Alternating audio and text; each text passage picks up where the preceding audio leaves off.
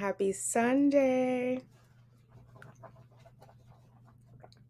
I'm drinking out of Cheyenne's coffee mug that I got her when I went to Hawaii. Oh my God. And the puppies are coming now. All right, let me play the intro from another video since this is live. Stop it, Liberty. You guys are on a pillow. Liberty's jumping on the pillow, so you're going to move. But hold on one second. Let me just...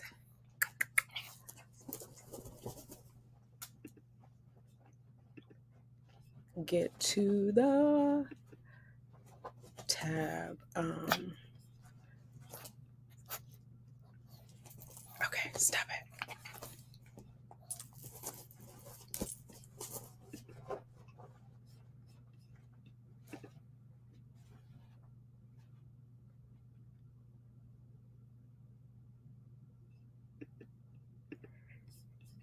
Good morning. What's up, Fertility?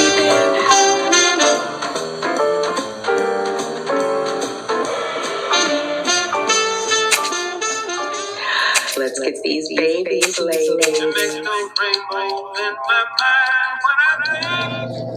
Hi. Thank you for clicking on Simply Tanika. I am Tanika. Welcome, everybody. Rhonda, L. Davis, Davinia, Giovanna. I know, long time. Hey, Genesis, Latundra, how are you? Okay, it's Sunday. Happy Sunday. I wanted to come on and catch up. I don't know why, as soon as I start talking to you guys, that she wants to play with me. Come over here. You want to say hi? You want to see who I'm talking to? Hi. She doesn't have her bow in. Hi, this is Liberty. Here comes Justice. Okay. Baby, hey, brown-eyed queen, how are you? Good morning. Come on in, y'all. Come on in. Okay, so I have a couple of things I wanted to talk about. I'm going to keep it all positive, but I'm going to keep it real. You know what I'm saying? It might be a day I choose violence. Things will be said. Nobody will be hurt. I promise you. I just wanted to address some things. There's a little bit of drama, but I'm going to keep it on the upswing. So I just want to address it because I feel like when abuse happens, when inappropriate things happen, when we don't talk about it, we empower our abusers. And so I just want to, my hair is so lopsided right now. I want to talk about it. And I want to acknowledge some love that a couple people showed me. So let me just jump right in. And then I'm going to give you an update on my actual journey, my actual self. But I just want to delve into this. Let me see if I can pull this up. From my computer. Give me 1 second.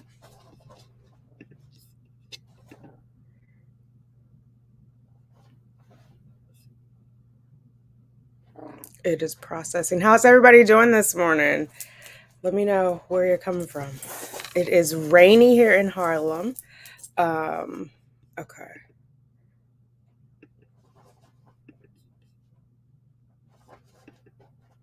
All right. Can you guys see my screen? Let me know. Hey, Shar. Happy Sunday. Okay. Hopefully you guys... Stanford, is it... Oh, what are you doing in Stanford?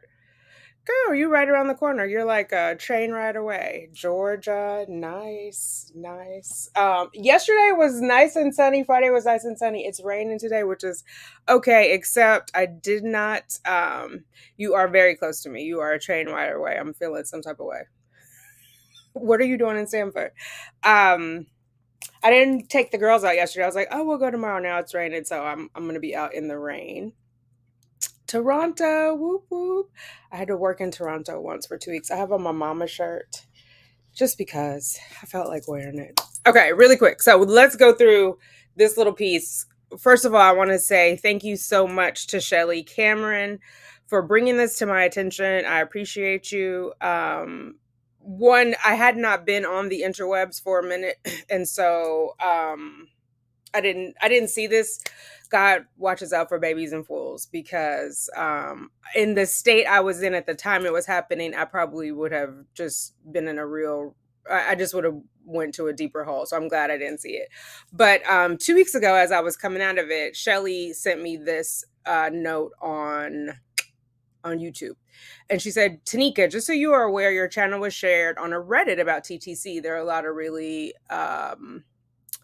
mean things people are saying, and they've been all urging others to go dislike, comment on your videos. I see that Joanna Hampton has left a horrible comment already.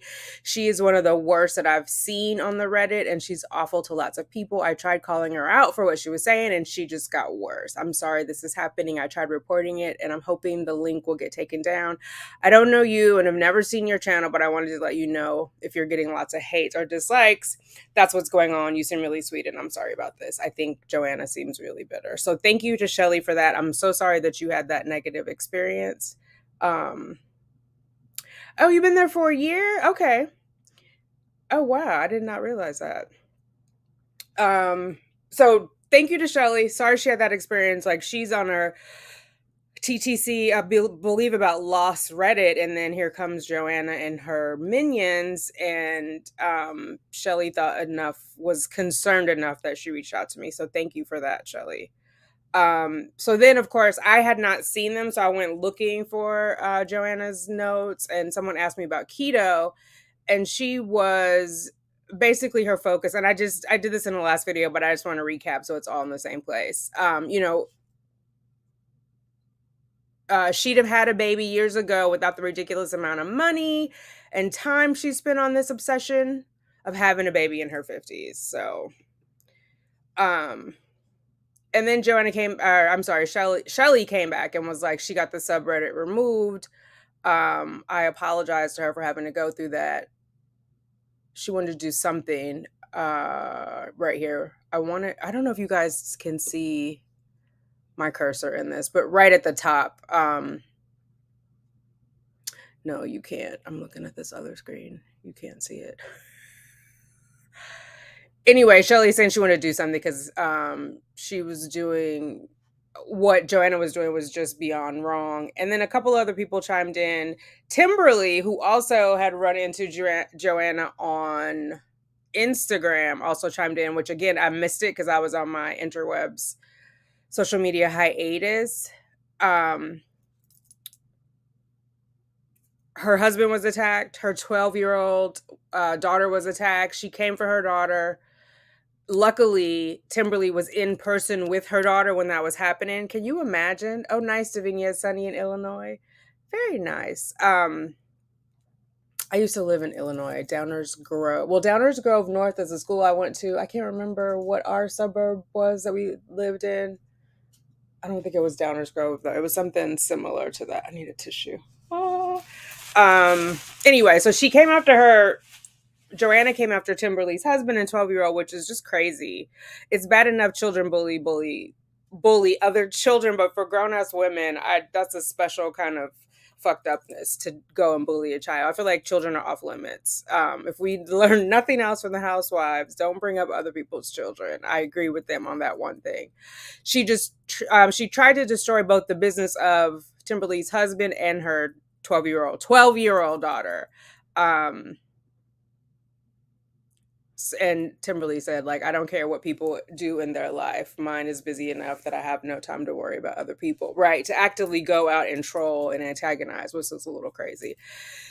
And then Shelly gives us a little more information about this woman. She went on to Shelly's profile in her other posts where she talked about her age. And then she kept calling her a grandma for TTC at 46. I already have my whole family tell me that, but I didn't marry till 40. And then, unfortunately, Shelly also had 2 pregnancy losses, which is just bananas, that somebody would make fun of somebody for a loss. I'm deeply sorry for your losses, Shelly. Then she went on to tell Shelly she lost them because I'm old. Like, does Joanna run a fertility clinic on the side, and she's diagnosing people, violating the Goldwater rule, diagnosing people on the interwebs? And like, where do you come up with that? I don't know. And so then Chris Coe was like, anybody, if you know me, you know I love true crime. So I just had to do a little mini investigation on this. This was like my own true crime right in my own backyard. So Chris was like, okay, don't judge me for running through these YouTube streets a lot. But this is giving me creep show art vibes, if you know about that drama. And I think it's somebody in the community. So I just said, exactly, it has to be. They better go find someplace safe to play. And then I was like, I gotta look up creep show. So she told me this YouTuber, Cruel World, Happy Mind, has a doc on the drama. So I watched it. Um, it's obvious it's have issue. Yes. This is what we're gonna get to, Brown Eye Queen. This is what I've been trying to figure out. Who is this clown, Joanna Hampton? Because why is she all over the internet, wreaking havoc? And why are you antagonizing other people in the TTC? And why are you specifically targeting me? Because then I feel like in targeting me, you're targeting the sisterhood that rolls with me. You know what I'm saying? Because obviously you're coming to make negative comments on my post, but because I was on a hiatus and you weren't getting any fodder, then you wanted to go after people who also support me, which I just think is absolute, foolishness. So, I went to look at this Cruel World Happy Mind, and this is a YouTuber who started attacking other YouTubers. It's a lot. I can't go into it all. But then I went down the rabbit hole, and there's this other content creator, Swoop, who made multiple videos about it, and I watched this one, Creep Show. She interviewed the person who was being bullied. But just some real sick stuff in order to get views. And then when the woman fought back, this woman here, Emily, she threatened to sue her for defamation. So then Martine's like, I totally think it's someone in our community, like someone who maybe you had to set straight and just got a new account to come at you. Because in the last video, I was saying this person just got a video, just created an account in February and somehow found me, which is weird because I hadn't posted like an edited video since December. I had done a couple lives, but usually if you don't know someone, you don't come on their lives, right? So I don't think it was someone from there. And I think the last time I had done a live was like somewhere around February. I know it was before my uncle passed away. So it was maybe into February was the last one. To bring it on Reddit and other platforms is too extra. I'm glad I didn't see this on IG. I would have had to respond. This is obviously a miserable, jealous person with a motive, in the same way I would have done digging too and investigated to try to find the identity. Girl, Martine, you and I are not that far. So what do we know about this person? They're concerned about the amount of money I spent on my TTC journey. It bothers them. Trolls people who have had loss and miscarriage. So if you've had a loss or a miscarriage, look out. Bullies other TTCers about pregnancy loss, bullies AMA TTCers about trying to conceive, AMA advanced maternal age, right? So if you have had a loss, if you had a miscarriage, if you are advanced maternal age, just be on the lookout for Joanna Hampton and her minions. I would say block that name if you can. I'm sure they'll pop up with another name. Only one of the minions I found a comment from, and basically her comment was like, you drink on vacations, you drink a lot, including on vacations, or you have a lot of videos. You should be a sorority mom and give up TTC or something. But that was before I realized what was happening, so I just deleted and blocked that person. It was on a video. It was on my Hawaii video, which was from June of last year, and they just did it in February. So I think it's part of that same little hate campaign. And so then, based on what Martine was saying, maybe triggered by a video comment from me. Let me take myself out. Here we go.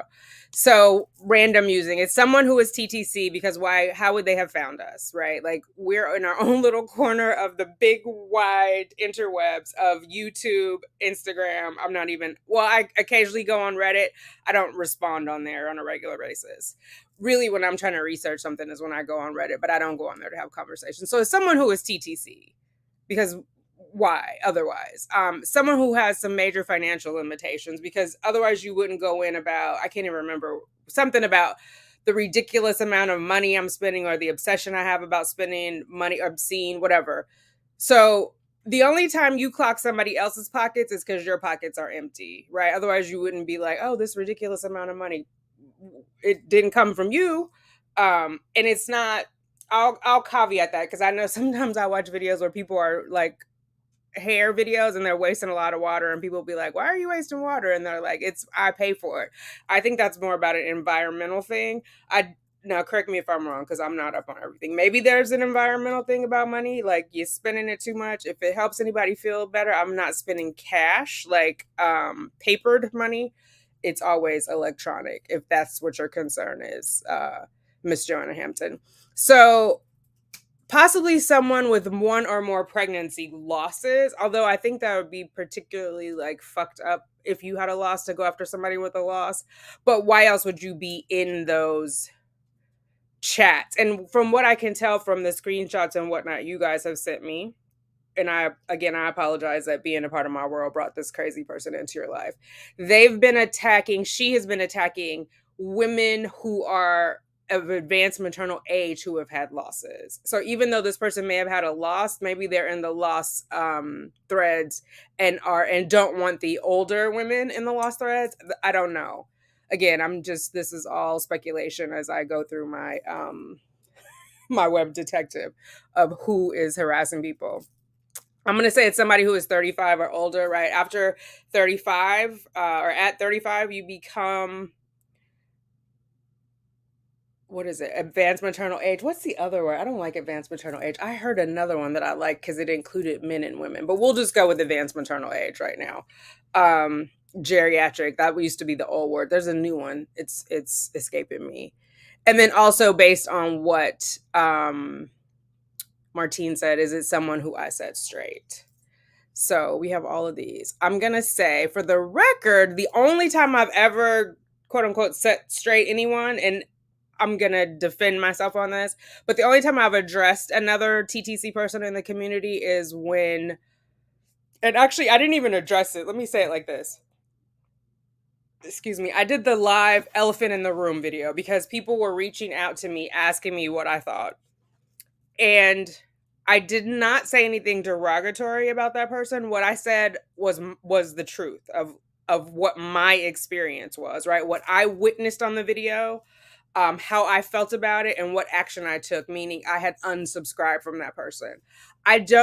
And I know that person's following kind of came after me in the comments of like, oh, you said you were going to stay out of this, blah, blah, blah. What I said was, I said what I said. I wasn't in it. I never put myself in it. I had a duty to the people who follow me to answer them because they had questions, number one. Number two, I had openly said to people on my channel, I fuck with this person, I like their videos, you should subscribe. So then when I chose to unsubscribe, I had the same duty to go back to the people who I said that to and clarify I am no longer subscribed to that person. I didn't tell anybody to go unsubscribe. I just said what my experience was. So that was the only, and then I will say this person has been in other conflicts with other people on the internet. Now, I'm not saying they're in a conflict with me. I don't have any beef with this person. What I will say is I want to see her eat, just not with me. It's not my cup of tea, so I'll unsubscribe. So who knows? Who knows? I think that's my last slide. Okay, let me.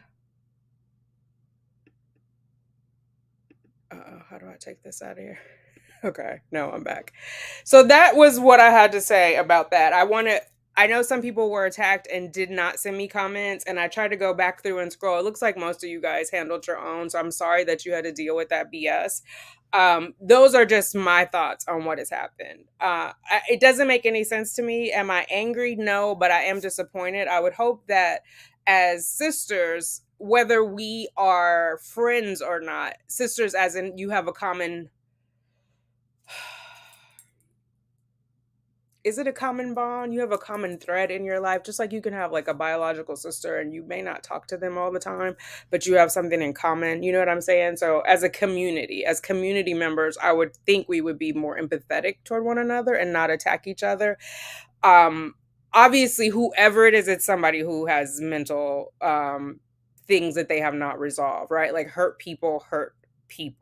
And so it's something that they need to look deep within. So I'm not encouraging anybody to go hate on anybody. I'm just saying protect your peace. If people are sending you hate comments, block them. I'm sorry that as being associated with me and they couldn't attack me, they want to attack you. It doesn't make any sense to me. You know what I mean? It just seems like petty and small and sad, quite frankly. It seems sad.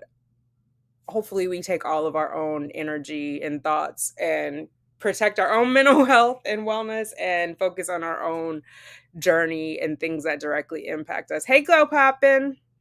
Hey Rose. Yeah, I did have to address it because it's like I'm getting a lot of comments and I'm like, this is crazy. And also, I'm not gonna run and hide. You know what I mean? I have nothing to be ashamed of. Yes, I'm 51 and I'm trying to have a baby. Have I the comment about, oh, I've been doing it in my sorry, there's a hair right here. I've been doing it in my 50s. I started this at 46. And I started it because I felt alone. And through this, I've been able to build community. I've been able to find other women who are on the same journey. And there's something that feels good about finding, even if we're not even going about it the same way, right? Like everybody's not going to be exactly like me. Everybody's not going to be a bisexual woman, 50 years old, not married, not in a partnership. All of those extra things are super unique. I'm already othered to the nth degree. So to find something in common, and single mom by choice. So I started out solely as single mom by choice, which was both attractive to like heteronormative and homosexual couples because they both can do parenting by choice, right? They're not actually having sex. They're having a assisted reproductive technology baby. And then there's also people who are married who are doing that, who are heteronormative couples who are doing that. So it's kind of where it started. And my whole website is You Are Not Alone at simplytanika.com, just because I didn't want to feel alone in this journey. And then as I started connecting with people, more people were attracted to what I was saying, irrespective of where they were coming from.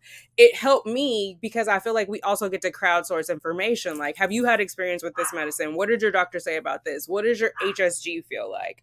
What does your glucose test feel like? It was just a way to have conversation and community. And then I don't know, last year I feel like, was it, I don't know, maybe 21, maybe 20, because of everything that was happening with COVID, people really started digging down into this YouTube thing and wanted to make it sorry about justice, y'all, wanted to make it a career. There started to become this competitiveness in the TTC community, right? And that's unfortunate because I do feel like what God has for me is for me. You know what I mean? It's not like I don't need to step on somebody else to big up myself. And there's enough room for all of us. I look at all the reaction channels, look at all the mommy vloggers, the video gamers, the commentary. There's room for everybody, and you will attract your tribe, right? Your vibe will attract your tribe. And I think it's really about vibrations and not just like, oh, you're black, so I'm gonna watch you because you're black, or you're not black, so I'm not gonna watch you. It's bigger than that, the YouTube community. And to a certain extent, Instagram. I think Instagram is a little bit, come on, be happy. Which it's okay. It's like a photo album. I guess we don't put in our photo album pictures of us, on our bad days. That's the best way I can describe it. And when you do put pictures of your bad days on there, people freak out a little bit. So, but YouTube has been, and also if our families don't support us, sometimes we're on these places with pseudonyms, right? And so it's just a place for us to have a connection. I know a lot of people who, even if their family is supportive and knows they're on a journey, they're not sensitive about it, or they don't ask the quote unquote right questions, and then they make them, this is justice over here. Like, who are you talking to? Like I did the holiday video. That's actually, I just rewatched it and I played it in the intro here, but it was or I played the intro of it for this video. But it was like, I get it if you don't want to go to your mother-in-law's house and have everybody at the table, for Christmas, Hanukkah, whatever, and have everybody at the table like, so when are you going to have a baby? Because you don't want to go off on them. But who's going to understand that other than another TTCer who's been at it for a while? I mean, even if you only been at it for 6 months, if you tell your family you have that, if you don't tell your family, it can be even worse. So that was the thing for me, was about building community and like, who can I connect with? Tanika TTC, hello, good morning. This is one of my first TTC sisters on here. I followed Tanika TTC religiously in the beginning. She came to New York. We did a couple videos together. I was super excited. Just an inspiration, very informed. And again, this is where I'm talking about like crowdsourcing things. I remember she was I had thought about doing ferning, and then she did it on her channel and showed what it was like. So it's like those type of things, like we don't all have to make the same mistake. We don't all have to fall off the bike. If somebody else has already done it and we can learn, like we can scoop up the good nuggets from them and then like, oh, okay. So sometimes we're experimenting. You know what I mean? I did the what was it, the HCG shots as an experiment. Did not work. It may work for someone else, but it's just like I can tell you what my experience was. And so I think as a single mom by choice, I think that's how I found Tanika TTC. And then from her, I found others. I found Chasing Joy. I found Boston Girl. I found Sandra Wiley TTC, or maybe Sandra TTC. I can't remember what her channel name is now. And was able to connect with other people. So I think the goal is to build each other up. The goal is not to be fake and pretend like it's a whole happy journey, but how do we get through it together and just to not tear each other down.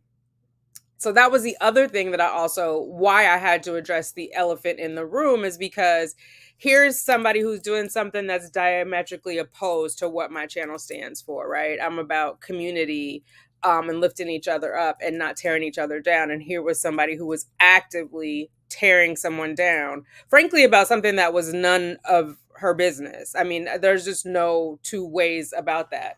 I understand delaying videos. Many people who have followed me for a while know I had my videos delayed 2 weeks. I got that from Tanika TTC and Chasing Joy, because when I first started, I did live pregnancy tests. I know people will put on there that it's live. I was actually live on YouTube and Instagram at the same time, and it was fucking devastating when I got the negative.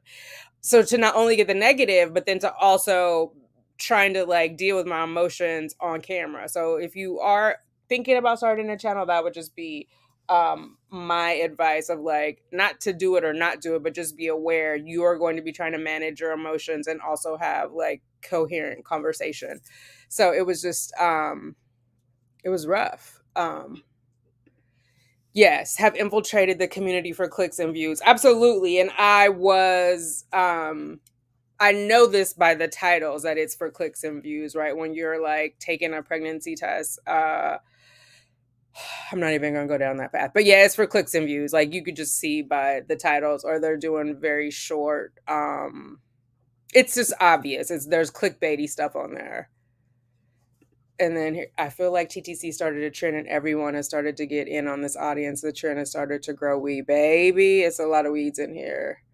Getting pregnant isn't easy for a lot of people. I wish people would remember to put the energy into being positive on a difficult journey instead of adding drama to it. Exactly, Neo Soul Writer, exactly. And it's like, if we lose this community, we go back to just our journals, right? We go back to just our journals. And for me, I had to reconcile that. So that's why I hadn't been posting. Like I said, I had posted in December. I have not posted an edited video. Oh my God, these girls. Sorry, guys. You guys are on a pillow and the girls are on this side of the pillow. So that is why. And I'm trying to get one of them. Come here. Can you guys come over here? Okay. Oh my God. Okay.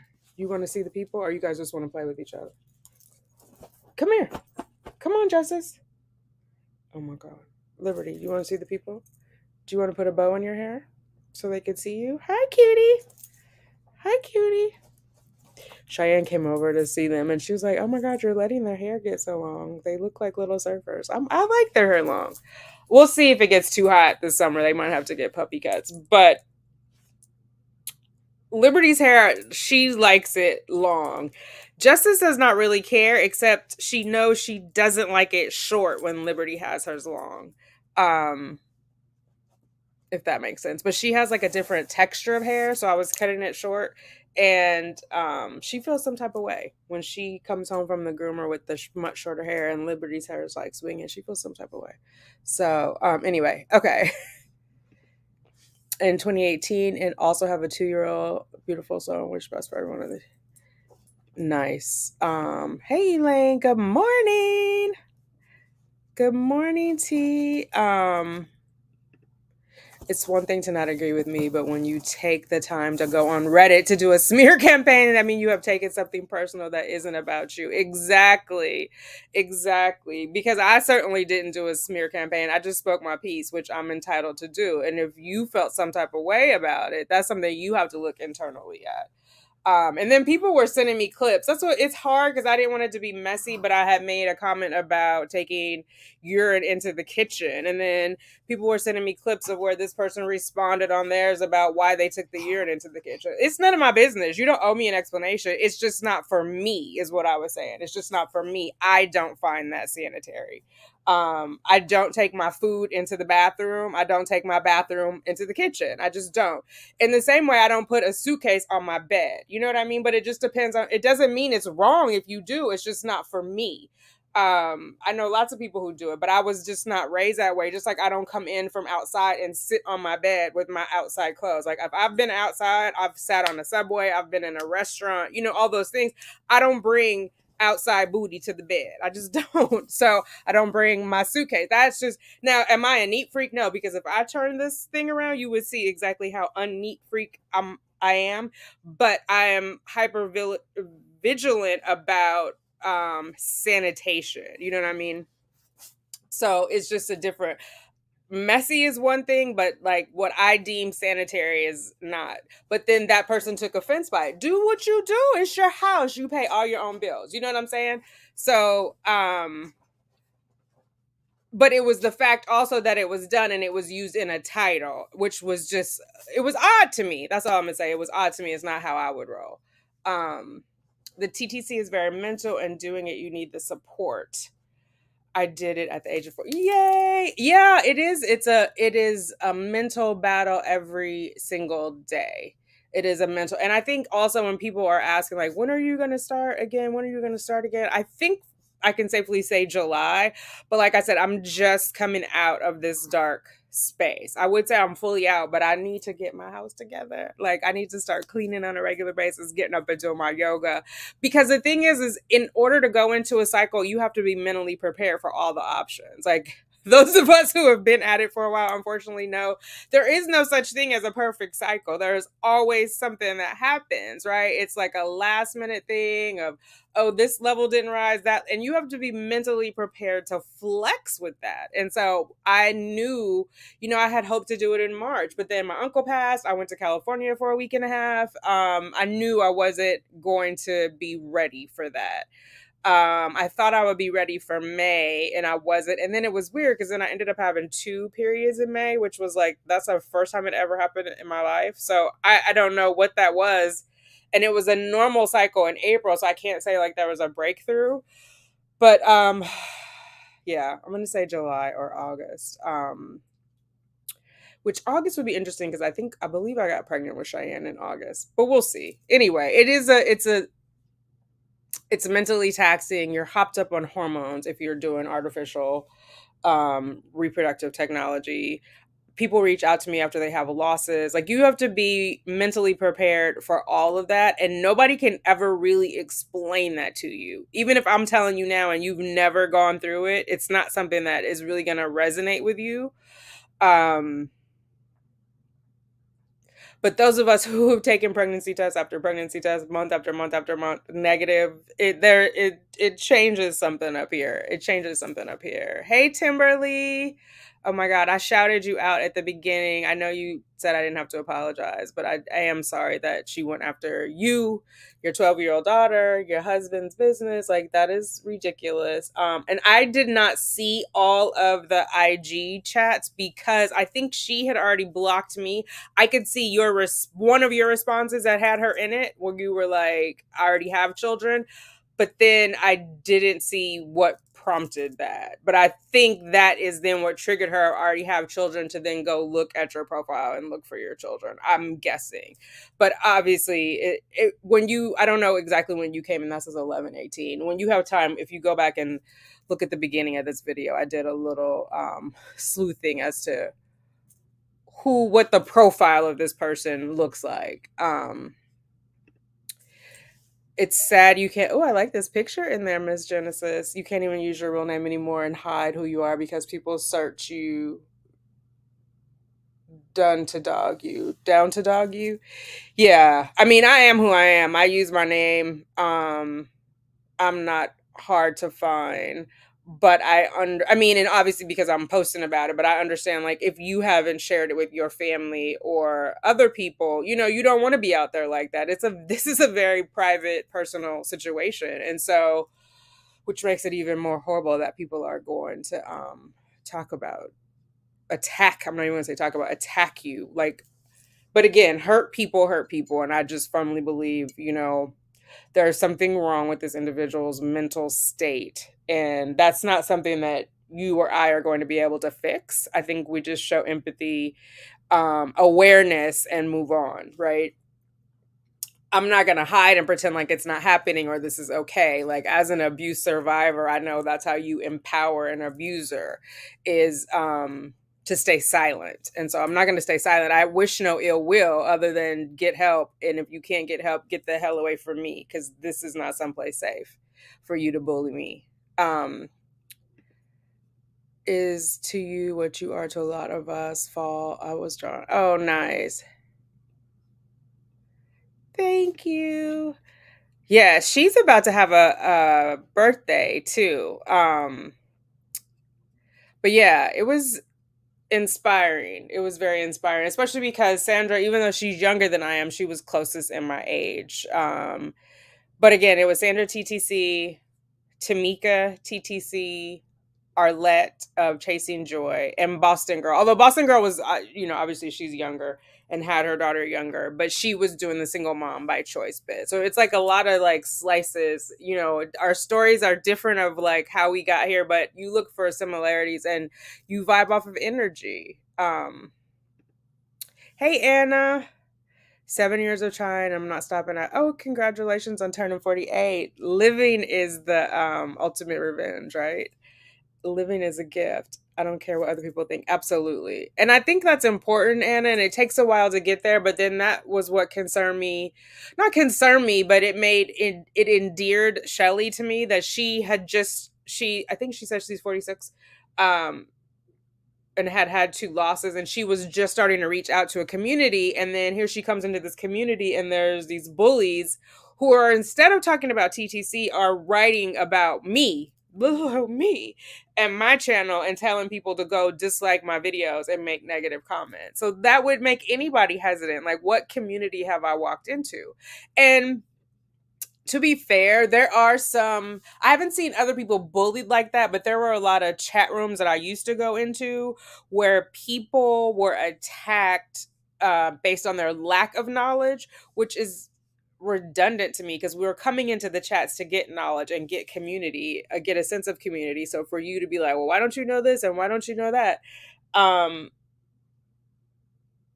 don't know what the point of that is. Like, is it only in here for the old OGs? Like, is it only mommies? Is it only people who've had failures? I mean, I could argue, well, how much do you really know if you're still in these chats years after years saying nasty things? You know what I mean? So it just is like, I am looking for community. I'm looking for like-minded people. So,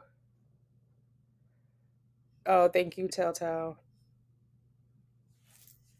Yeah, it is what it is. I mean, I knew to an extent that there would be negativity, right? I mean, I had to stop posting on Facebook because I had people who were like, well, you should just adopt. Like, people who I went to high school with, like, what? Like, that isn't, meet people where they are. Do you know what I'm saying? Like, it's not like, oh, I haven't thought about that, or I was totally blind to adoption as an option, and you coming and attacking me is suddenly going to make me be like, oh yeah, I should do that.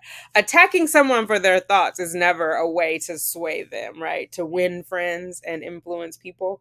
Um, Yeah. And I think that mostly comes with common sense and life experience. I wonder if me working in like a very corporate setting influences that, or my project management background, where you have to influence by persuasion and not by power, because sometimes you're managing people who don't directly report to you, so you can't just be like, you do this. And the more trauma you have in your own background, meaning like that's how your parents communicated with you, if your parents were always like, you better do this, that's how you learn to communicate, and you don't realize that that is a trauma background. That's an abusive background, right? Because you don't, anytime you are doing something for someone out of fear, that's what you learn, is like fear gives you control. So then you carry that into all of your other relationships, if that makes sense. And so then you have to be feared, so you talk to people like that, or you're in fear, right? I'll give you an example, because I'm not ashamed to say I have that as part of my trauma history of like thinking I had to be feared and like yelling at people, mainly customer service people. And I'm saying in my youth, I would never do that now. I have more respect for myself and more respect for the other people. But anytime you have to get on the phone and cuss somebody out that you don't know, and it's your first interaction, something is wrong, right? There's something that we have to look at ourselves and say, why am I treating this person this way? Even if that person is an asshole, which I'm not saying they aren't. Even if they are, it's no reason to really yell at them. Like, disengage. Because do you think yelling at the asshole is now going to get you what you want? And isn't the goal, at when you're dealing with customer service, you want something. So the focus is getting what you want. You're more likely, flies, honey, right? My mom used to say that, or my grandma, and we'd be like, who wants flies? You get more flies with honey than vinegar. If your goal is to get something from the customer service person, are you more likely to get it by yelling at them, or are you more likely to get it by being nice? I mean, you have to answer that for yourself. But so I think if you have that history, you have to grow out of it. You have to learn a different way. Or you just go through life mad, you know? It's Sorry, I don't know why my nose is running. It's a call that you have to make. But so I think those people who have that kind of, even, and I'm thinking of this because I've been watching this Johnny Depp, I'm glad it's over, Johnny Depp Amber Heard trial, and you can tell that trauma is so much a part of Amber's history. She can't disentangle from it, and that she doesn't realize it's abusive when she's telling him things like, I just want to have a normal argument. Arguments are not normal. There is no normal argument. You can have discord. And again, you don't start yelling at people to get them to see your way, right? You have a conversation, but that takes time. At least for me, it took time. Again, coming from my own trauma background, that took time. Because growing up, I lived in fear of my mother. So I never was able to have a conversation. That wasn't a thing. It maybe have been of the time. I don't know. It wasn't a thing. I did what the fuck I was told, or something was, you know what I mean? Period. So it takes time to grow out of that, because that's what you know. So that's what you think is normal. Or instinctively, you know, part of it is not normal, but you don't know a different way because you haven't seen a different way. I'll say it like that. Hey, Shar. Finding women, especially of color, telling their stories has helped so much. Yes, exactly. And honestly, I didn't even know that was a thing, like women of color doing IVF, because I hadn't been around that. I just didn't have that as my lived experience. So once I came out and said I was doing it, then a friend of mine was like, "Oh, a friend of mine did that," and because there's kind of sometimes shame associated, I think, with well, I'll say this, for a lot of women that I've talked to, that's part of their lived experience, where they blame themselves and they're like, "Oh, my body's not doing this," and it's not their fault, you know what I mean? But that's part of what we take on and say, or even a man will take that on, which, you know, I don't know. I don't want to get started on the politics of men and women right now, but I know um, it's more likely, if there is trouble, that a woman will do donor eggs for her husband and his sperm than the other way around. I am so proud. There's been a few YouTubers who have talked about male infertility, and I think it's important. One specifically about it's a black couple. Both of them are black. So the black males' infertility issues, which sometimes I think with all men, but especially like men of color, of all colors, there's something about their identity, their virility is part of their identity, right? And so if they are not able to father a child like the good old fashioned way, there's some stigma about it, which I think the more we talk about it, the less there's a stigma. There's a lot of things going on in the environment, from the food that we eat, that we drink, the air that we breathe, that's impacting fertility in a way that 20 years ago wasn't an issue. Not to say that people didn't struggle, but the number of people that are struggling now is a little. I figured you meant Tanika TTC Telltale. Um, when you can do what others can, it brings animosity. TTC is a fraction of the journey. If you don't like me, keep scrolling. So very sad. We have to be here for each other, build, not knock down. Yeah, so we do have to build each other and not, yeah, because there's so many TTC channels. Like if you don't like the content, you don't need to come and spread hate. And I mean, people were, like I said, somebody went back to a June video from June of 2021, commented on it in February. Girl, how did you find this video? And then after you watched it, you decided to say that I drink too much. According to who? Are you running an AA? Are you recruiting people for your sobriety home? Like, where is that coming from? Hey, Laura. Uh-oh. I don't know what happened. Let me see. No, no, Laura, I'm sorry.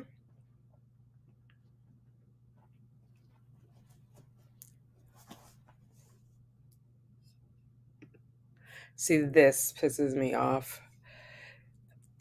Have you thought about adoption as if after 5 miscarriages, I'm just dumb to it? Yeah, see, that's what doesn't make sense to me. That doesn't make sense. Like, all of a sudden, a light bulb goes off. Oh my God, I hadn't thought about it. You are the miracle. I'm sorry that she said that to you, Laura. That's just not cool. Oh my God. So, yeah, that's crazy. I skipped some, sorry.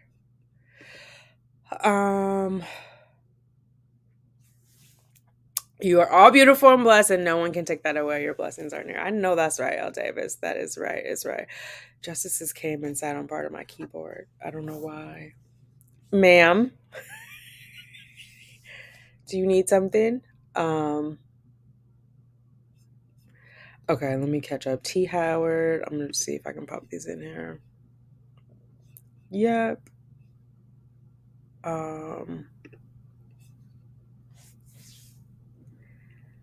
Oh, I'm glad, Laura. Sorry I have been away, and I haven't been on email because I know we have been emailing for a while. I'm afraid now to check into my email. My anxiety when it gets really bad, I don't know if anybody else goes through that. I can't open up all my emails, and I unfortunately have 3 different email accounts. Obviously, I have to answer my work email, so if anybody ever needs me, like that's the best way to get me. But I can't. It's like paralyzing. And even going to get my mail, but my mailbox is this big, so after about a week, I have to go and get it. But there's a stack of it here. I look through if there's any checks, and then I keep the rest. I mean, my bills are online, but even that is like it's been a struggle. But I'm coming back now. Oh, I like this picture, Brown Eyed Queen. Trying to conceive when they are older. I'm 32. I just got into a relationship, but we want to wait until we get married to try for kids. I'll probably be AMA when I do try. Nice. My suggestion, and it's your business, girl, but I'm gonna tell you because you're here. I would do a fertility check for yourself, just to make sure, you're doing everything you can. Meaning, what is your? Oh my God, I'm gonna forget all the words. What is your FSH, follicle stimulating hormone? Oh my God, help me out, ladies. What's the reserve? Oh, good Lord. Is it AMH? Yes, AMH, FSH, get your estrogen checked. All those lovely things, just so when you're ready to go, you're ready to go. You know what I mean? And you don't have any surprises. Or if there's something that you need to work on, you have time to work on that.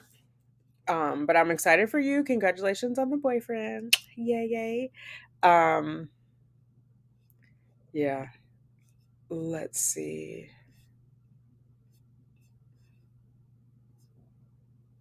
Would you freeze your eggs? Oh, that's oh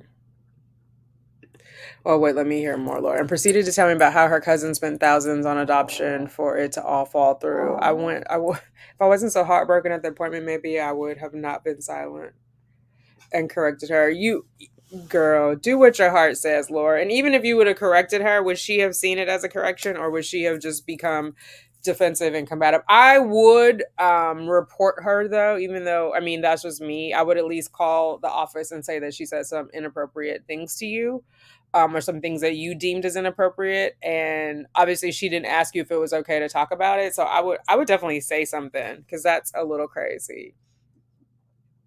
Oh my God. Speaking of saying something, I have to tell you guys. So I have two nurses now, right? I always had the one at Columbia, but then also being a Braverman, I now have a nurse over there.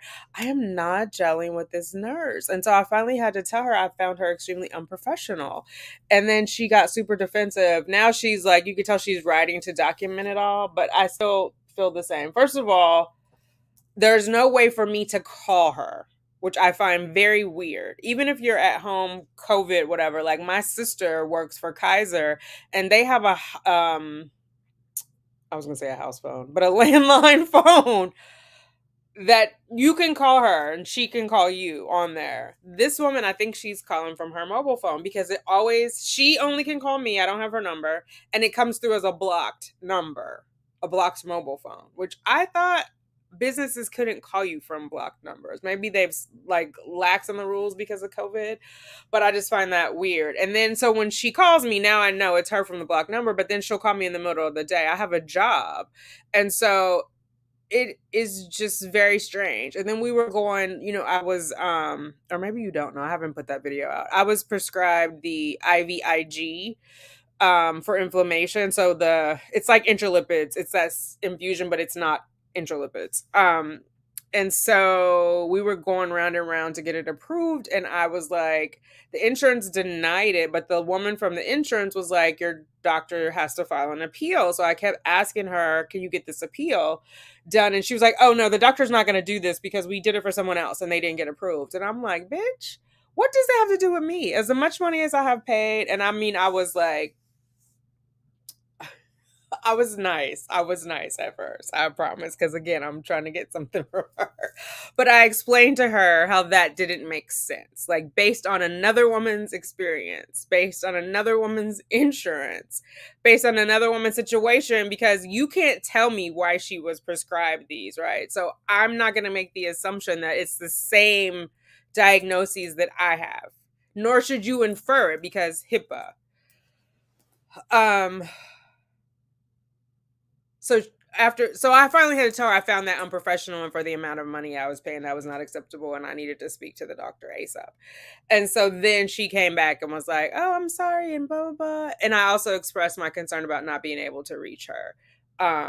And she was like, well, I always call back, but you can't get to the phone. Okay, then we need to make appointments. We need to make appointments, because this fly by night, and it's not, I know this sounds silly, but I'm in the type of situation, if it came up like doctor's office and I'm in a meeting with my boss, I could just hold up the phone and it says doctors and run out. I can't do that when it says blocked number. You know what I mean? So it was just making it more complicated, because like if Dr. Aronson, who's my dentist or whatever, it comes up doctor, and then I'll point and they'll just let me pop up. They pop out. They don't care. And assuming there's multiple people in the room, I just need to flash my manager. You can't do that with the block number. Anyway, so we were just playing the phone tag. So finally they agreed to do it. And then she did some like slick shit on the back end, because that's why I said I think she's documenting it for her records. She put of like, oh, well, we can't lie about this because that would be fraud. Nowhere had I asked her to lie about anything. It's an appeal. You don't have to lie about anything to appeal a denial. So I just was like, again, not professional. So I reiterated to her, at no point in time have I asked you to commit any sort of fraud or lie on my behalf. I think it would be deplorable for you guys to risk your licensure. I spelled it right. I'm not saying it right. Or for me to lose my job, right? Because the insurance is provided by my employer. Do you think if I defraud the insurance that I'm going to get to keep my job? Like, that makes no sense. So, but unfortunately, it only really went to her, and I told the doctor, I don't have as much of a relationship with this clinic yet. So now I just have to deal with her with a 10-foot pole. Like when I told Dr. McConnell, she addressed it immediately, and I was reporting on her superior, like the managing doctor. So I would say something because God forbid she tells someone else. And then like she's talking out of both sides of her mouth, Laura. She's telling you, oh, you thought about adoption? And then on the other side of her mouth, her sister tried adoption, spent all this money and it failed. Like, pick a side. Are you trying to give me hope? How about we focus on my loss? Or how about we don't feel the need to fill the room with like nonsense? Silence is okay. It's okay to say nothing. Um Elaine Silva. So sorry, what happened to Elaine?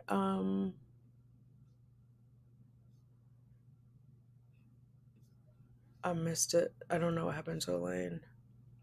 Oh, okay. Not like Meghan Markle. Meghan Markle froze her eggs. I didn't know that. Third round of IVF products. Wait a minute. Okay. Oh, produced 4 abnormal PGS testing embryos. So devastated. Oh, I'm sorry. Fuck. That's rough. I'm sorry.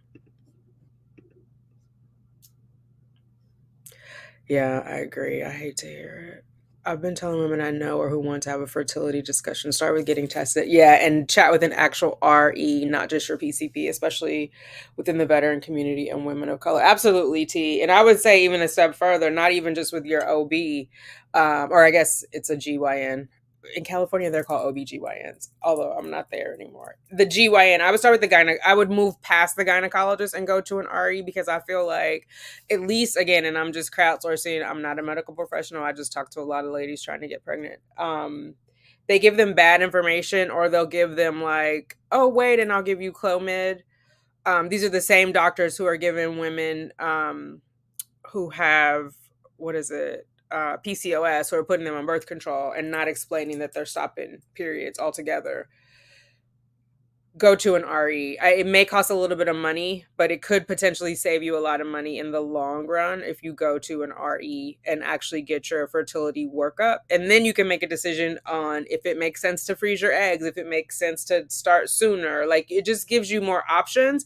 And the younger you are when you do it, the more options you have, right? Getting all your fertility workup at 46, which is what I ended up doing, is very different than getting it done at 32. So at 32, you have a lot more runway to make different decisions.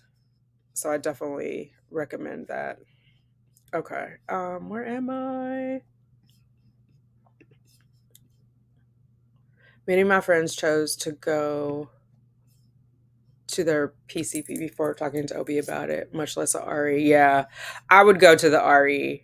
And a lot of companies now will cover that will cover a free fertility workup, even if they don't cover assisted reproductive technology. But if not, I mean, I just feel like it's such good information. If you can afford it, maybe a few less takeouts, maybe a few less bottles of wine. I don't know what your situation is, but it's a good investment in yourself. Um, How do you go about doing a fertility check? Can your OB do it, or is it another specialty doctor? Hey, Kay. So your OB can do it, but the OB normally, OBGYN normally does not know enough information to get real in depth. And I will say, and I'm saying that from my own experience and from talking to other women, right? Obviously, I am not a medical professional, but like even taking DHEA, which was kind of experimental 4 5 years ago. I mean, I think technically it's still experimental, but it's more widely known. My OBGYN did not know about it. She, when I was saying it, she thought I was talking about DHA.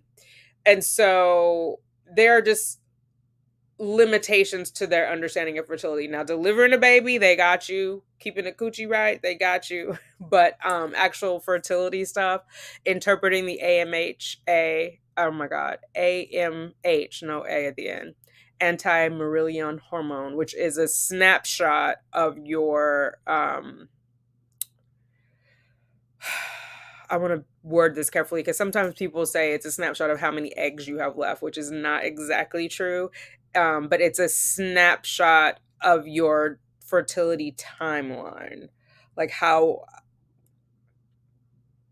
it's not an egg count like one for one, but it tells you overall your timeline, right? The higher the number, the more time that you have. But again, it's a snapshot in time. It could change very rapidly. especially the older you are. After 35, the decline is real in your fertility. But I would say um, you can start with your OBGYN and just getting those numbers. And then if they're kind of borderline, meaning if your AMH is super low, well, that's not even borderline. If your AMH is like at normal or close to lower, I would immediately go. If it's super low, you definitely need to run, not walk, to a reproductive endocrinologist.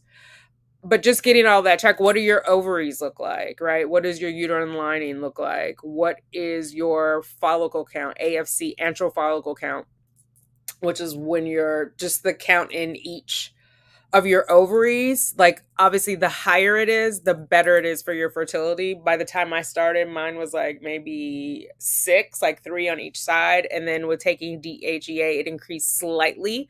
But did it increase the quality? I'm going to say no, although we'll never know at this point, because I had losses and now we found that it's no, I'm not going to say probably, I'm not going to talk that up, that it is also a factor of my uterus not being hospitable, which I didn't learn until after 4 frozen embryo transfers, 1 fresh transfer, and 2 miscarriages.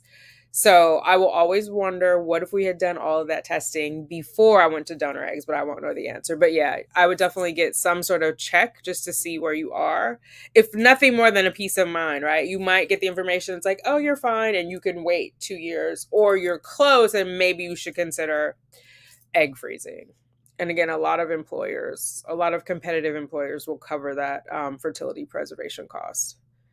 Many of my friends chose to even go through their PCPs before even talking to OB. Wait, we did that one.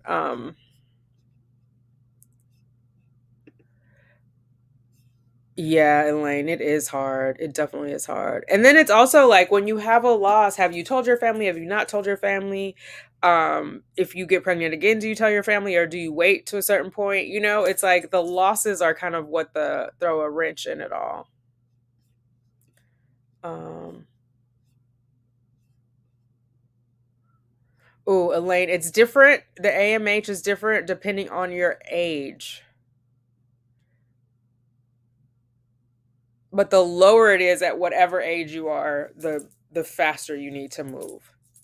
But I think most fertility clinics like it to be at least a 1, for you to use your own eggs. But it's a little nuanced, so I don't want to say. Maybe I'll do a video on it. It's a little nuanced, so there's no like black and white. But the lower it is, the faster you need to move. And that sometimes, you can have it be really low and be 29, and they call that premature ovarian failure, or they used to. Hopefully they've changed the name. I gotta move you guys up on my lap because I want to lean back. Okay, I'm just leaning over. You want to come sit over here? Are you mad at me because I asked you to get off the pillow? um so let's see. Don't throw your abnormal eggs away, please. I don't know what that means. Who's throwing abnormal eggs away? And they only can speculate that it's your eggs are abnormal because they can't test your eggs, right? There's no test for your eggs because you would destroy the egg. They only can test the embryo, which is the egg and the sperm together. And then they will say that, blah, blah, blah percentage is the egg is responsible for it. Oh, look at this. A testing company like Modern Fertility. Okay, I didn't know there was testing companies. That's good. T says not promoting. Of course, everybody do your own research.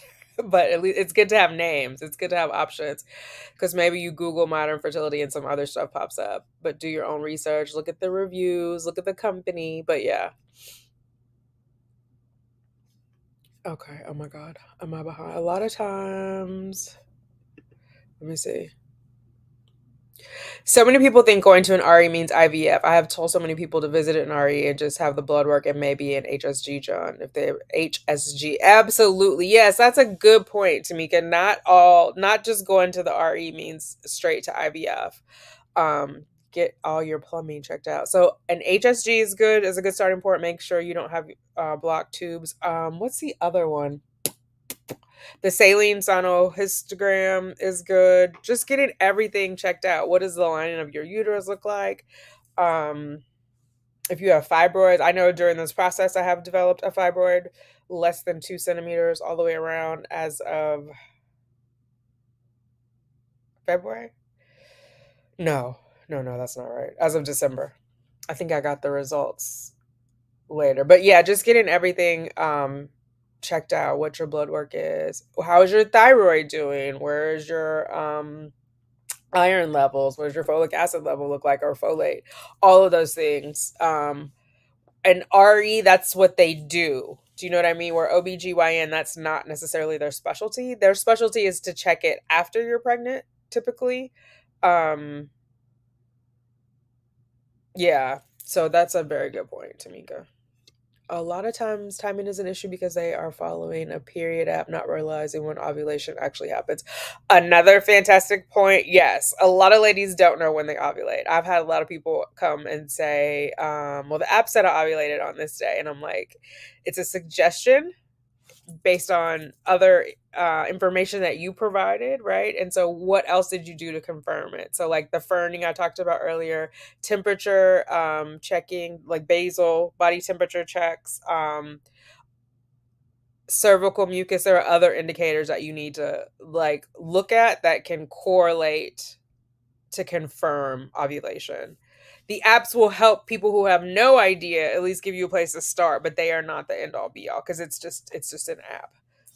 The longer you use an app, I will say the more accurate it becomes. Well, let me say it this way. The longer you use an app and the more accurate the data you provide to the app is, the more likely it is to have a better estimate of your actual ovulation and when your period starts. It's, yeah, like anything else, it's based on data that you put in it. We also need to start our ethnic young people to freeze or donate. It seems a lot of young women are waiting to exactly, and I feel like it's a little bit taboo. People of color specifically about egg donation. And one, people are being underpaid. When I look at CNY and like what a person pays for donor eggs, I know that the donors are being underpaid. So I think it's valuable. The more we talk about it, the more it gets out there, the more people know, and the less stigmatized it gets. Chica boom. I'm 34. My AMH is 4. Awesome. Please do a video on it. Okay, Elaine, I got to get my head together and I'll do an AMH video. Abnormal embryos. Don't discard them. Yeah, I would. I'm definitely a fan of mosaic embryos, depending on the level of, I'm gonna make up words, moaicity. No. There's different degrees of mosaicism. Mosaicism is what I was looking for. And so, yeah, I definitely would.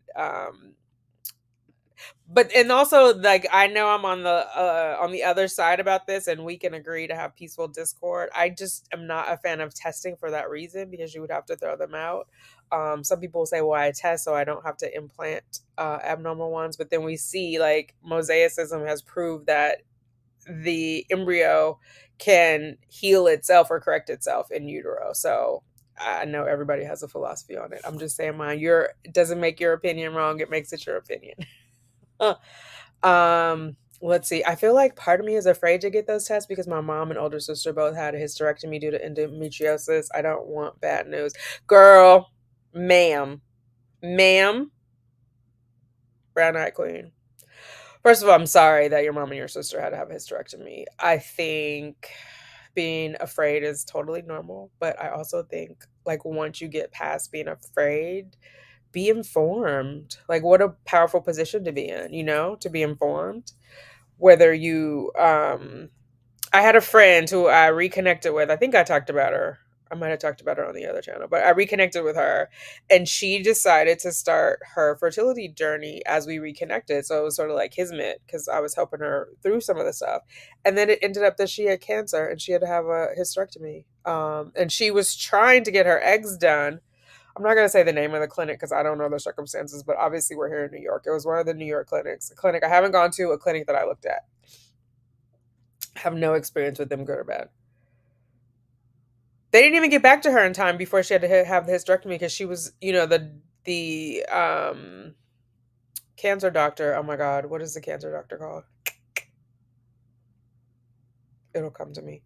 Was saying that she could do it, but she had to do quickly to do her eggs. But she couldn't even get in to get to, like, she had all of her workup done, which is how she got referred to find out that she had ovarian cancer, but they didn't get back to her, so she didn't even have a chance to. Had she done it a year before, she would have known. So I'm not trying to scare you, but I'm just saying information is power. You have a right to be concerned. You have a right to, obviously, based on your lived experience, that's a real thing.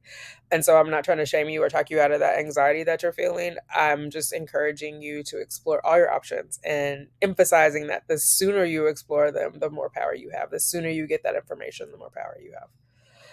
An LH surge doesn't confirm an ovulation is going to happen, but the body is trying the temperature right. Exactly. That is exactly right, Kay. One thing I learned recently, sorry, I misread the beginning of it. Yeah, that's exactly right. And sometimes you'll have multiple LH surges. Sometimes people will get that first surge and then they'll think they're good, but they haven't been able to confirm it. So, yeah, temperature rise.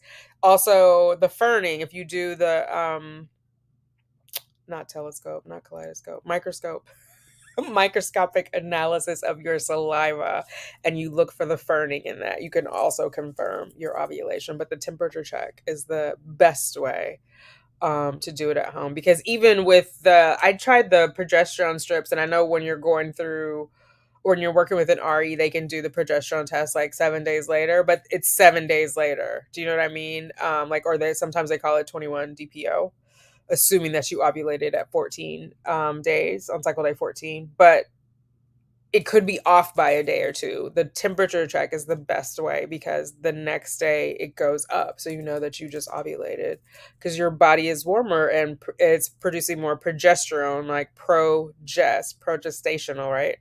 Um, so it's warming up your oven for baby making.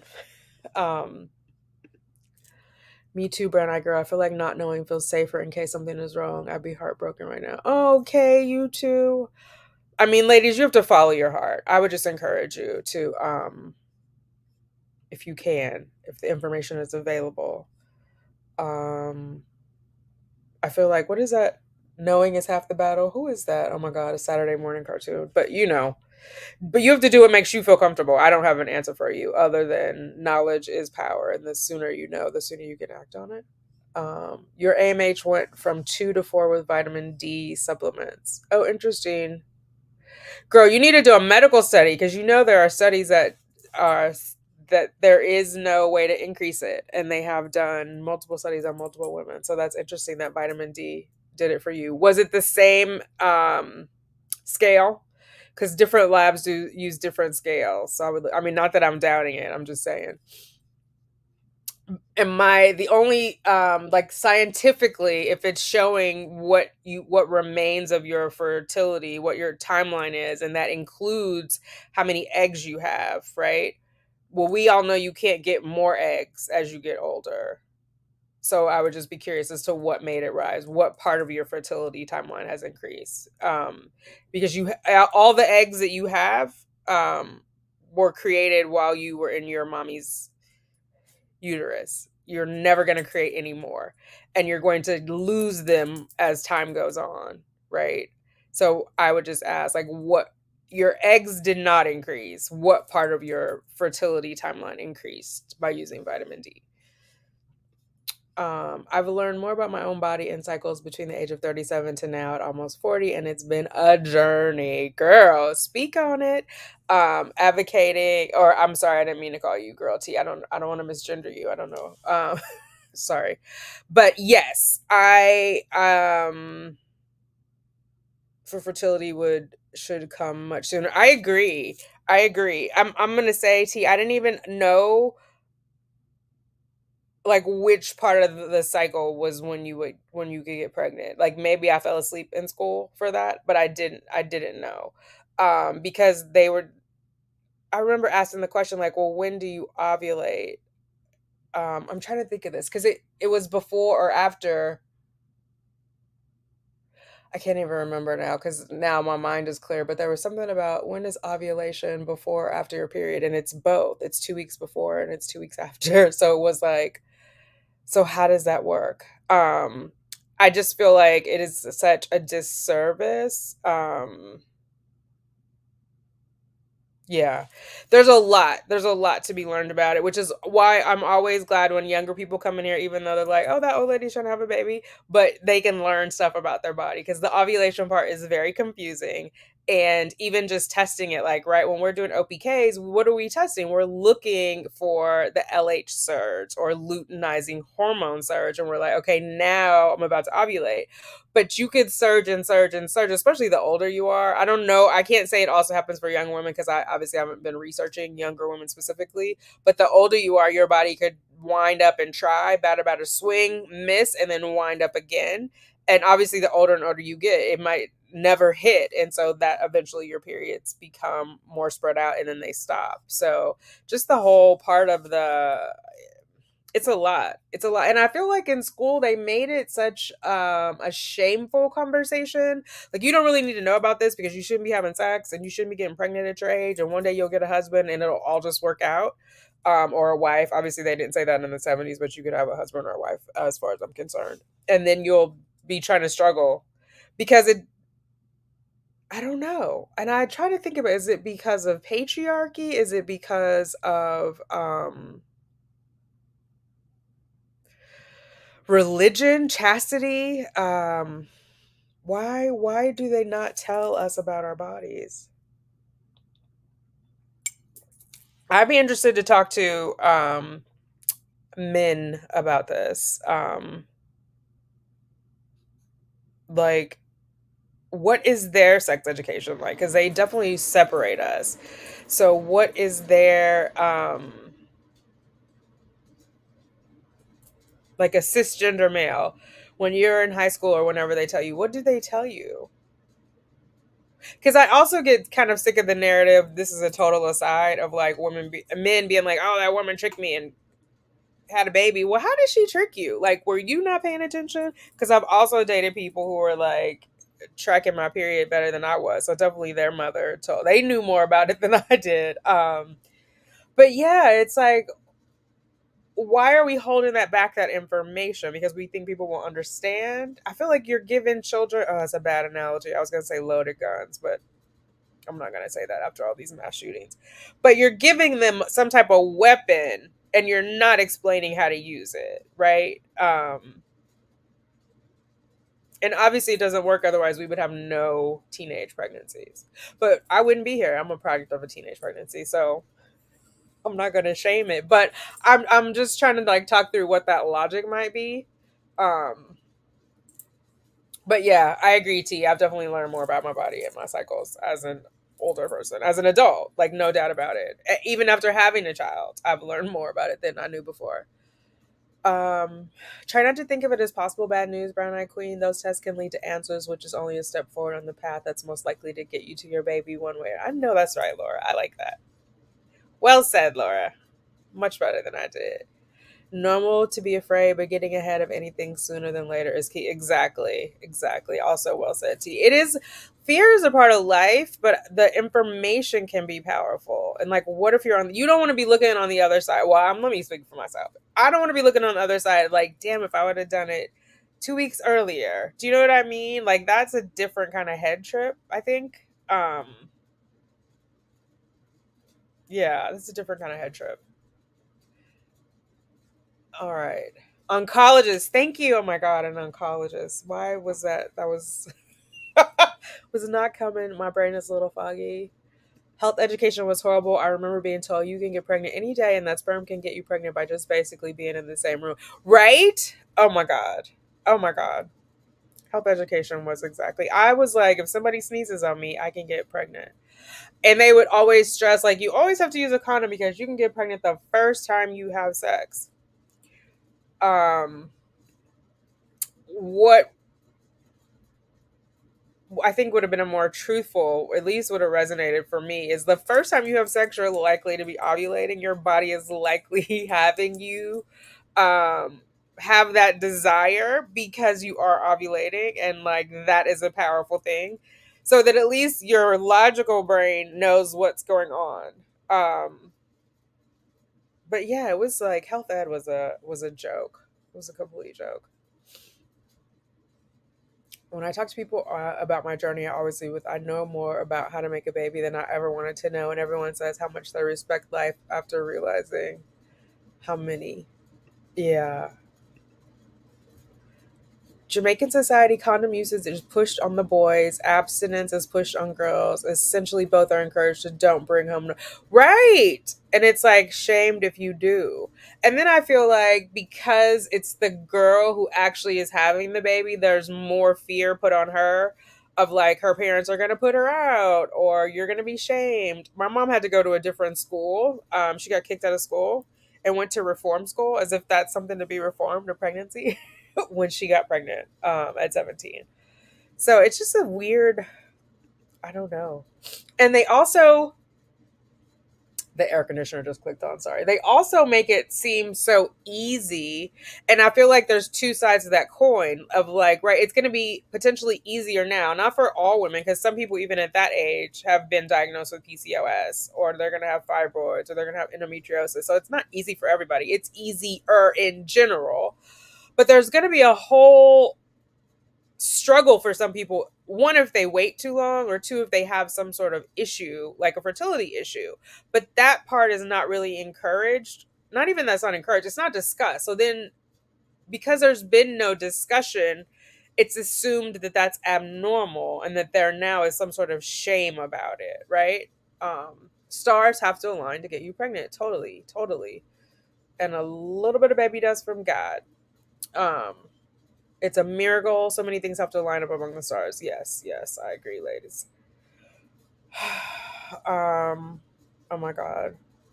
I am sorry if I call anybody ladies or girl who don't identify that way. I am horrible at that. I have a friend who is non-binary and I am constantly apologizing to them.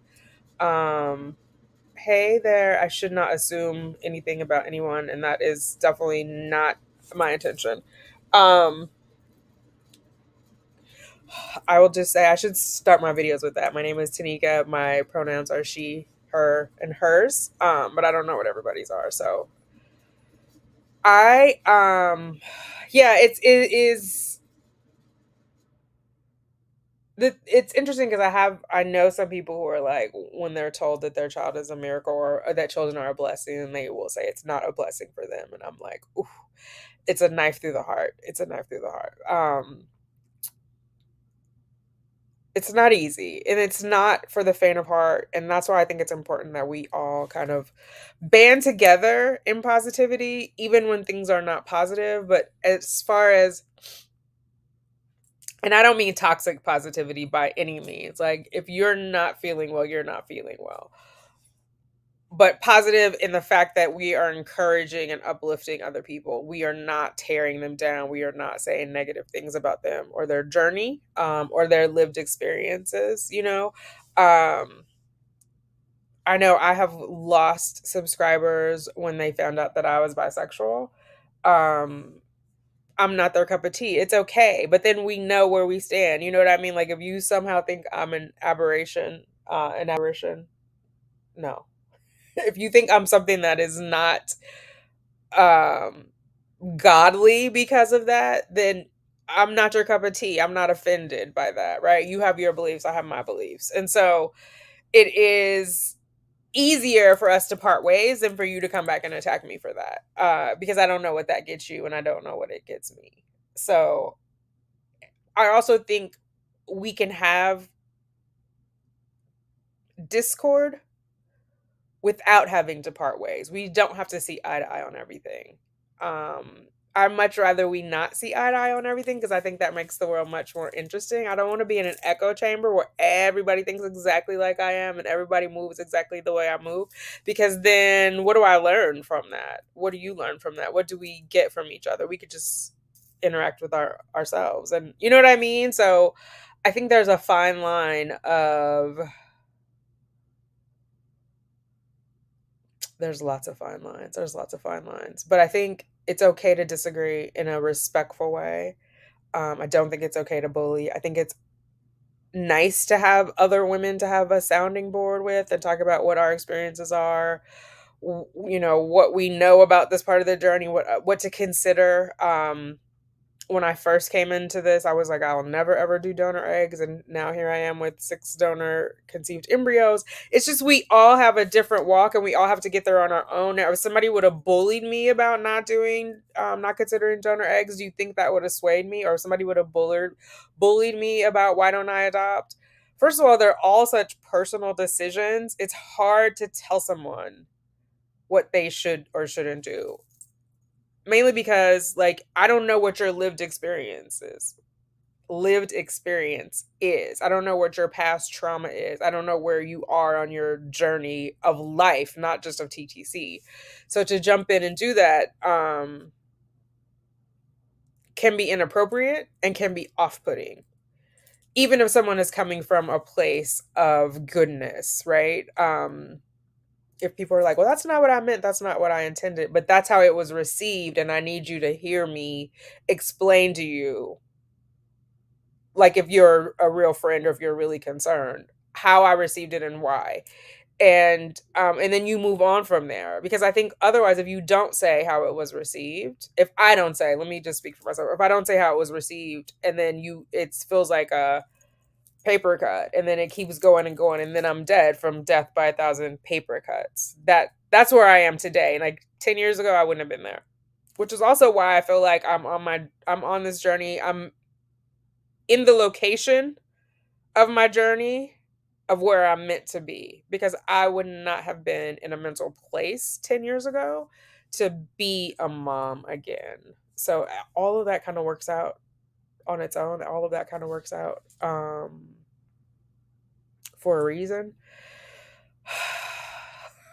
I'm rambling. I've had way more caffeine than I've had food.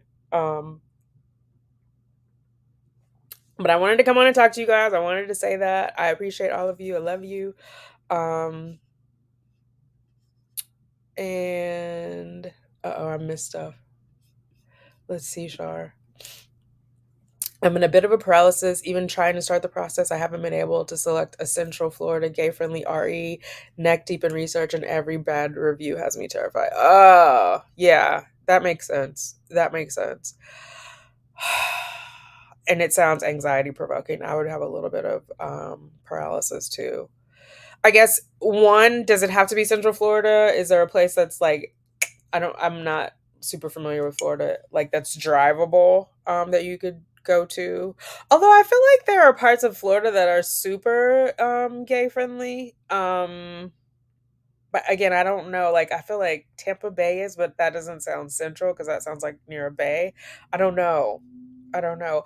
Are there chat rooms for LGBTQ TTCers that maybe people have recommended? If there's a bad review, I definitely wouldn't go there.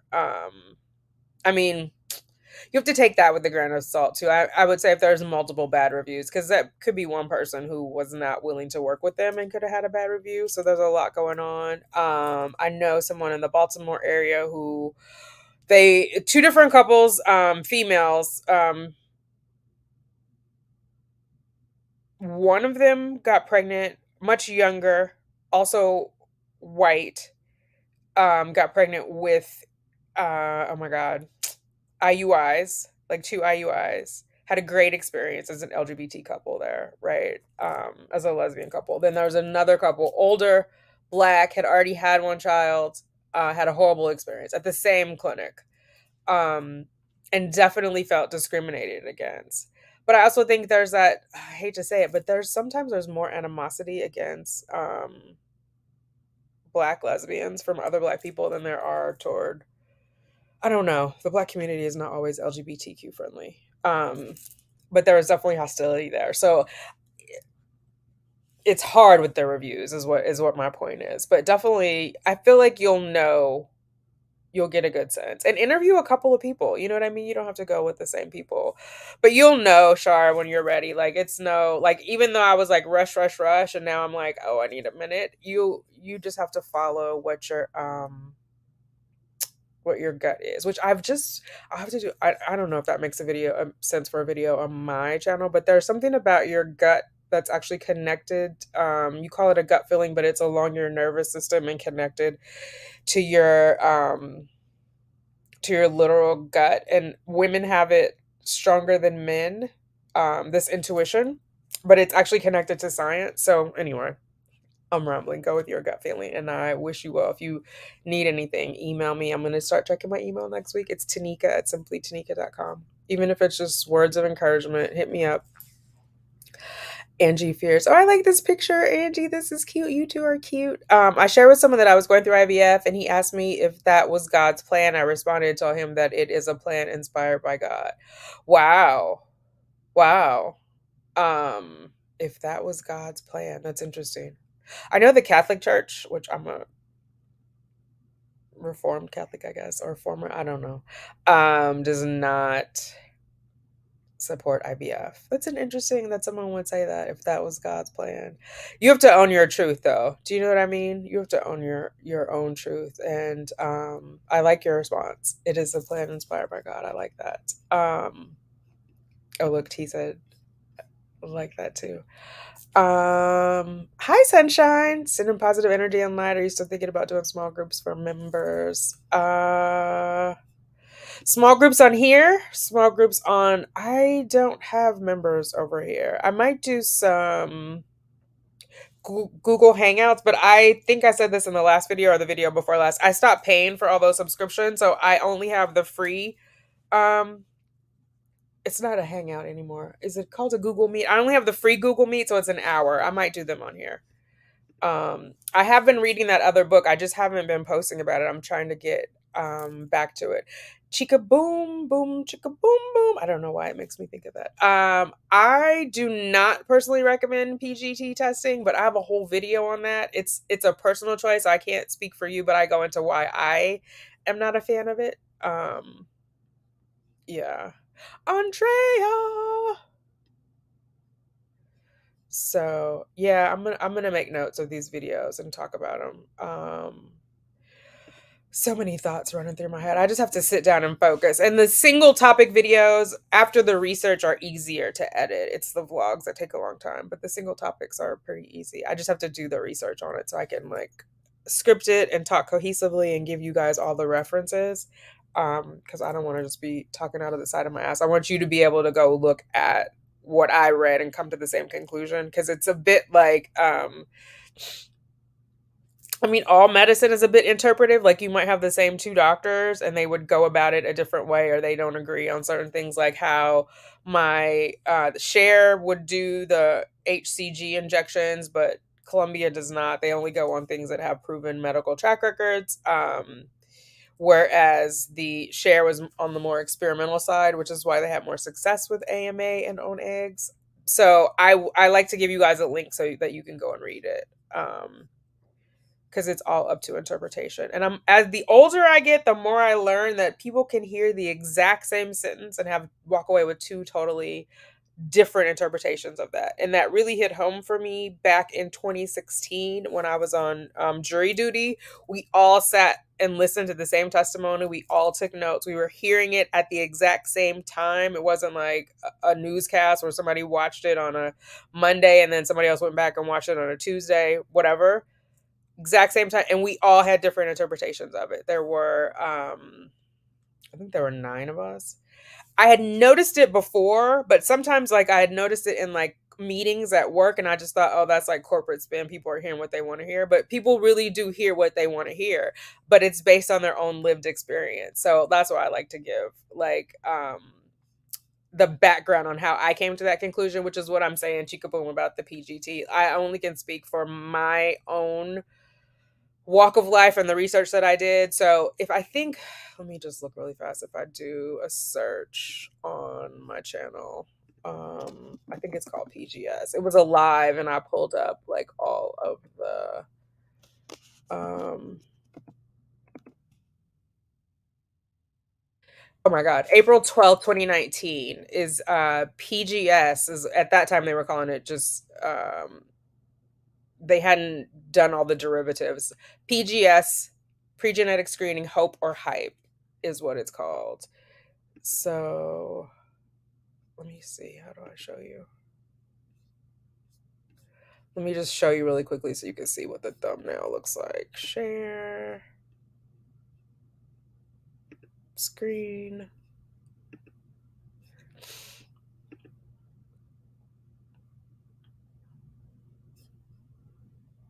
I hope this is it. Yeah.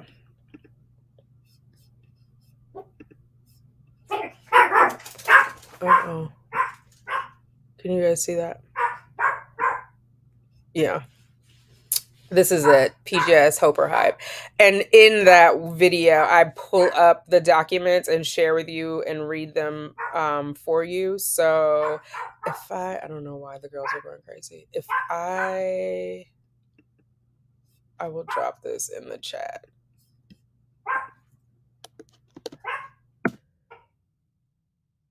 Yeah, so if you click on that, you can see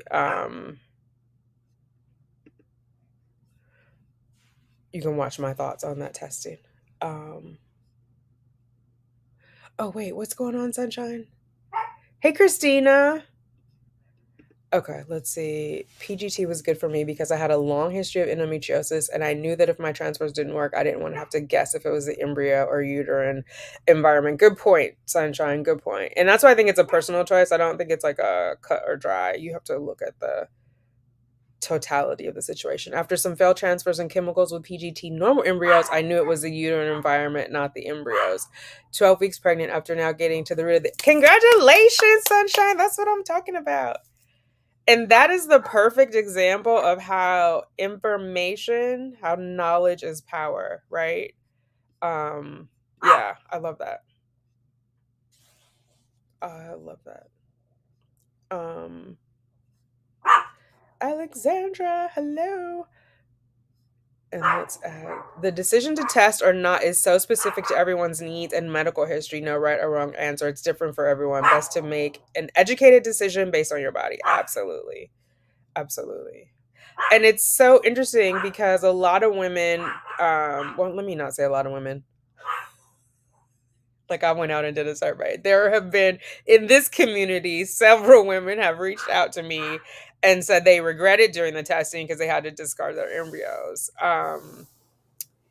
Which is kind of a double-edged sword because on the one hand, you would just say from a data perspective, well, maybe that means you saved money in the long run because you didn't transfer. But then you look at the data on mosaics and you know that the embryos can correct themselves in utero, but then you also know that the testing is only taking some of the cells, right? And it's not taking any of the cells that will ever become a baby. So it's complex, but I think, Sunshine, you give a perfect example of like when to look at when it makes sense for you, and clearly in that situation made perfect sense. But sometimes I see like 30-year-olds with no history of anything doing these tests, and it's the right decision for them, right? But I don't know if I were in their shoes, if that would be the right decision for me. So that's why I'm like, you have to look at all the information, look at all the data, plug in your journey and where you are and what you know, and then see if it makes sense. So that's why I'm like hesitant to say everybody should do it or nobody should do it. Nor would I, since I'm not paying for it. That is always my bottom line of like, if you feel some type of way about it, you send me, I'll give you my Cash App, you send me that money and we'll go about it your way. But while I'm paying for it, I have the last say. So while you paying for it, you have the last say. It's your journey, it's your time. Hi Christina. Hello, May what? Because I'm May 7th. You know I just turned 51 on May 7th. 24 weeks with twins, donor egg, several what? Yay! Oh my god, twins. Did you transfer too? Now I have so many questions. You want to come on and talk, Christina? I have questions. I'm like Emily D. Baker. I have questions. Congratulations. Several transfers before this successful one. Okay, this was one transfer, so it sounds like there was one embryo. Girl. The girl started barking and my crazy little guy perked up so quick. Oh, I'm sorry. There's somebody out in the hallway. I'm guessing either someone dropped a package off for me or the porter is getting the recycling out of but they are on it. Or the neighbor came up, Lon, my neighbor. Anyway, okay. Sorry that your little one woke up. Congratulations, Christina. Everybody's bringing the congrats. Yay, that's exciting, Christina. Transfer two. Okay. Transfer two, non-PGS tested, but had several. Okay. Nice. I'm excited. I'm excited for you, Christina. Hopefully, I'll be right behind you. I don't know about with twins. Before I kept saying I want. Listen, I'm gonna take whatever I get. I'm like, let me just be clear on that. I'm gonna take whatever God gives me. But with the two puppies, I'm just like sometimes I'm like girls, but I also think they keep each other entertained as well, and they have camaraderie. Like just random. I was trying to cut their hair yesterday and I accidentally because you know they're webby underneath her, I accidentally got the scissor caught on a little piece of Justice's skin and she like yeah, it didn't break the skin, but she was letting me know she's a little dramatic. She got it from her mama. Hang on, I'm gonna come back to this. And so she yelped, and then once Liberty heard it, she ran and like hid because she was like, because she was supposed to be next. She was like, I'm having no part of that. And then Justice hopped down and followed her, and then they just huddled together for a while.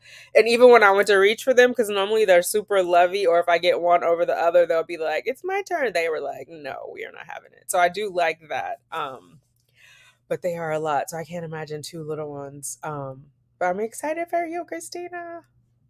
That's exciting. I needed to hear that today, Christina. Thank you for sharing that. I needed that. Um, Alexandra, I used PGT because I was likely to have very few normals and not a ton of time. I ended up needing 6 rounds of IVF to get 3 normal embryos. I can see it making sense not to test. So, wow. Wow. Just watching the TV now, just to have, oh my God, that's cool. That's funny. And mine, does your dog look at other dogs on TV and start barking? Sometimes I'm like, I didn't think they were ever watching TV until that started happening. Babies and other dogs they will bark at. The sound of babies or the sight of babies, and they get excited. And then the other dogs, they want to check them. So it's just, oh, here we go. Okay, here back to Christina. Failed prior chemical. We did the whole kitchen sink protocol, Claritin, steroids, baby aspirin, vitamin E, Pepcid AC. All this was new, so we don't know what it was exactly. Oh my God, I'm having the kitchen sink. I'm doing oh my God, I can't even think now. Steroids, baby aspirin. They want me to take calcium when I start my estrogen. Lovenox. I don't know why it looks like Lovenox to me. I think it's Lovenox is how it's said. The steroids, it's what is the one? Plaquenil, which is also the other name for it is the drug that the number 45 took when he had COVID. Hydrochloroquine. I just feel like everything. And the baby aspirin, I think I said that. Okay, but I'm excited for you. I'm excited. And it's split into twins. Look at God. Won't he do it? Um, Sunshine is thanking Tanika TTC and L Davis. I hope so. Hey Sheree. Good to see you. Good to be seen. Intralipids, we did that too. Didn't try Lovenox. Not doing intralipids. They had recommended IVIG, but the insurance is giving me a hard time, so the Plaquenil is replacing that instead of the intralipids. It was a bit of a beast. It's crazy too because my coverage would have included not only the meds but also a nurse like coming to the house, so there was a little bit of a glitch in there. I haven't had time to revisit it. I don't want to go into it because I don't want to misspeak, but I haven't had time to revisit it. But the alternative is the Plaquenil, which I already have that here, so it's likely what I'm going to use. And we'll see. But I think they recommended it up through 6 weeks of the pregnancy. And I feel like they were saying, but see, that's why I don't want to misspeak. The nurse had estimated it would be like the nurse from the REI, reproductive immunologist, who I already said at the top of this, I'm not a fan of, said it would be like $2,000 to $3,000 a pop. But the pharmacy never said that, so that's why I'm like hedging of what the information is and where it came from, because I know sometimes people will take what I say and run with it. And they had me do a high dose of omega-3s in place of intralips. I also have the omega-3s but not in place of intralipids, which I'm supposed to start those 30 days before. So I need to start taking them next week so that I can hopefully get in for a July transfer. I have what is the one I'm looking around so I can see. I'm gonna set you guys right here. I'm gonna close this because I don't want you to see my mess. Give me 1 second and I'll find these meds. I can still hear you guys. You can still hear me, but I'm gonna find all of this medication and show you what I have. Oh god. Dropping shit.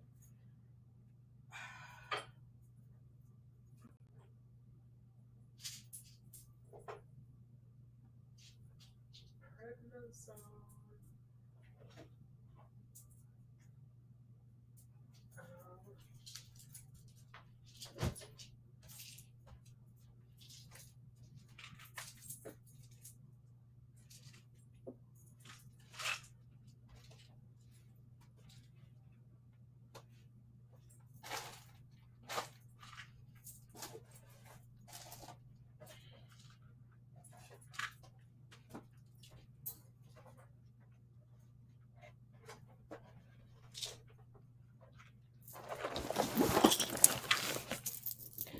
All right. Oh my god, I'm back. Okay, so hydroxychloroquine is what I'm taking. It's a generic for Plaquenil. This is it's gonna be backwards, I think. This is going to be in place of the IVIG. Again, I didn't get intralipids. They were prescribing IVIG, which is similar but not exactly. So that, and then the nurse had me buy these triple strength omega-3 fish oil, and it's 2100 milligrams of omega-3, and then I can't remember, better absorbed TG form of omega-3s, and she was worried about the DHA. So the DHA is 560 milligrams. The directions were kind of weird though, because it was actually like 2 grams of something and two, but so that's why I finally asked her, like, what do you recommend? And then the prednisone, oh shoot. Hopefully I did not just show my address on here. I just realized. Prednisone. So this would start on cycle day 3 when I start the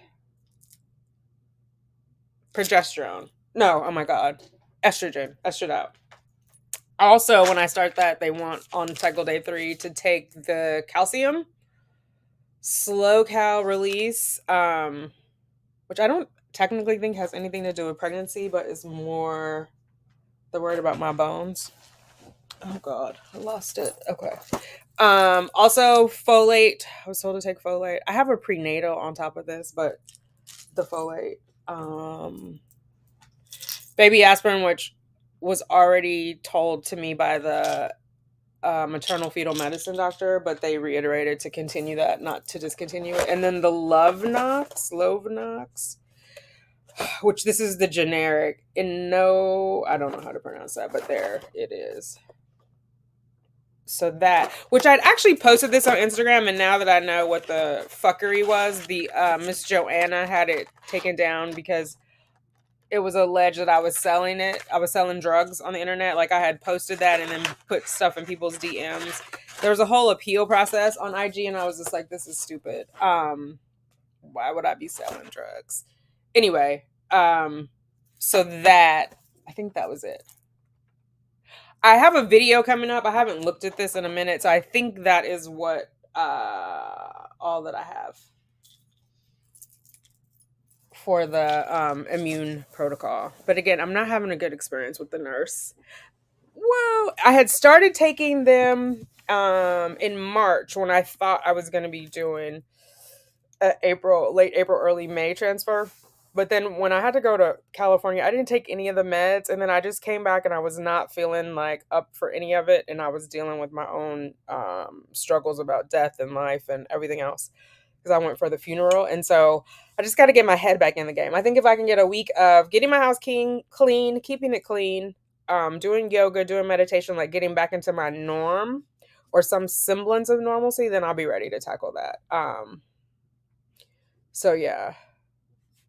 except for Pepsid, could barely keep track at all, but it worked. Oh yeah, I have the Zyrtec. I didn't do. I don't have Pepsid as part of my protocol though. I did intralipids every transfer, and this was the only one that made it to a good beta. So I don't think it was intralipids. It was something else, like baby aspirin or Claritin. Interesting. Um, let's see. They made me stop taking the omega 3s a week before transfer to decrease bleeding during the procedure, but then they forgot to tell me to start taking. Oh wow. Okay. Oh, interesting. I have not bled in the transfer before, but that makes sense because it's a bit of a blood thinner. Oh, and also I have to do, which that's the big part of it. I was supposed to change my diet like to an anti-inflammatory, because my omega 3s and omega 6s were out of balance, which I'm normally pretty good about that, but again, being in my anxiety funk, I've been eating all the things, all the burgers, all the pastries. Not good for your omegas. Let's see, Alexandra. 30 weeks, my OP was like, oh yeah, you were supposed to be taking those for the whole pregnancy, but don't worry, it's girl, not it's probably fine. Ma'am. I did it again. I just gendered your OB as a woman. Oh no, it could be a man. Sir, ma'am. Um, yeah, not probably.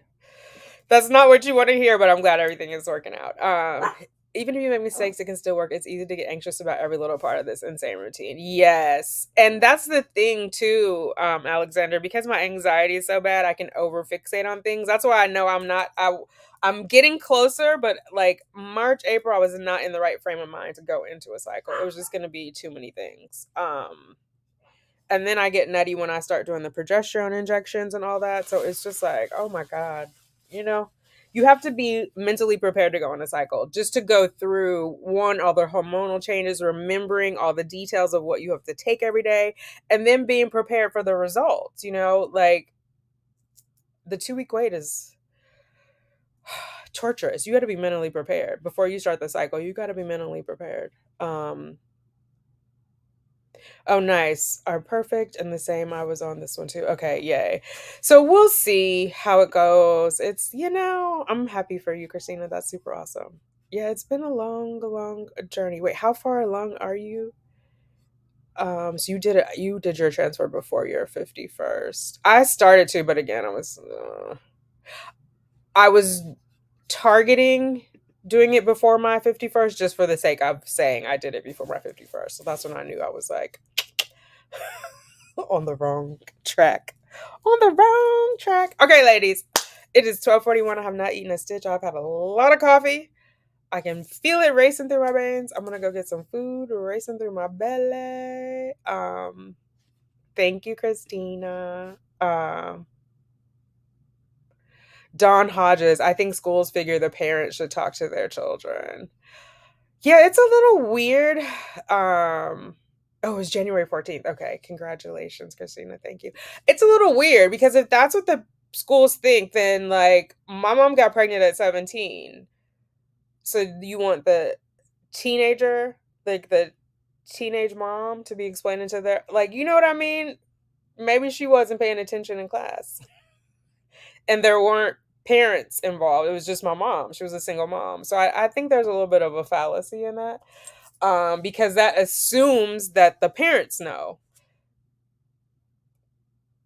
How do they know? Most of the stuff we know, like we learn how to read and write from school. So where do the parents learn about the birds and the bees if they're not learning it from school?